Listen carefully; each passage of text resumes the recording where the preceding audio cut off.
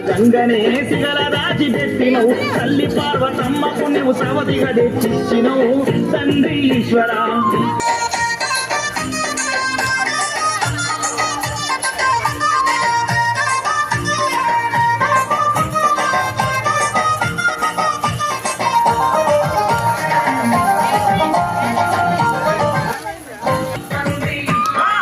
తోలును గట్టిన బూడిదము దొచ్చిన నిన్ను మించు అందగాడు ముల్లోకములుండురా.